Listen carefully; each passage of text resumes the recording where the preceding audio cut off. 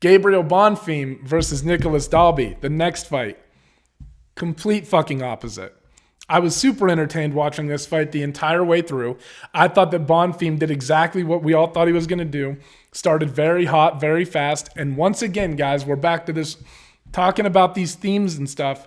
We're back to this theme of load management that we just talked about with Abus, right? Abus, whatever.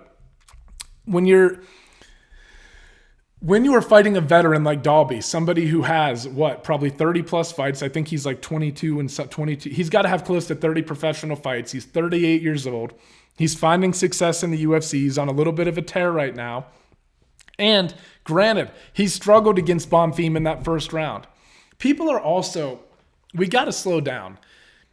People are also being like, oh, Bonfim got fraud checked, blah, blah, blah, blah, blah. Again, when you see fights like this, it's not always just like, you have to look at Bonfim and realize that the skills are very clearly there.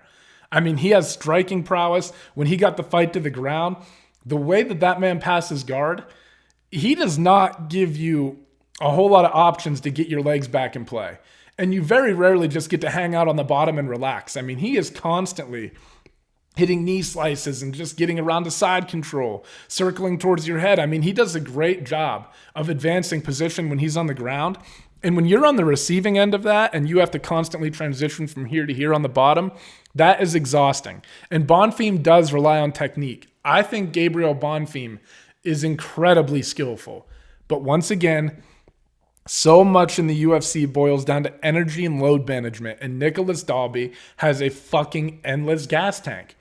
And when Bonfim, when things didn't go his way and he wasn't able to blitz him and get him out of there, you started to see he started to fade a little bit. Dalby was still in his face, putting that pressure on him, and that starts to wear on you as the fight goes on.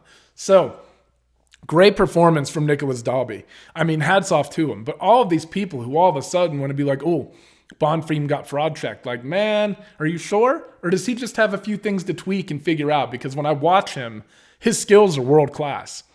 That motherfucker, in terms of skill, can fight for a title. But it is not all about skill at this level. You have to be able to conserve yourself, pick your moments to explode. And I think that if Bonfim can develop that, he's nowhere near done with his UFC career. I think we're going to see this man return.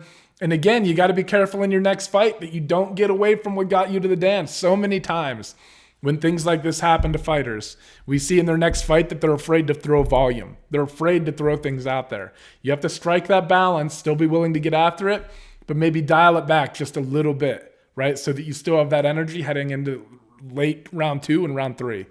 But Nicolas Dalby, man, what a performance. You can't take anything away from him. He weathered a storm, stayed in the guy's face, took some damage, and just put it on him until he got him out of there.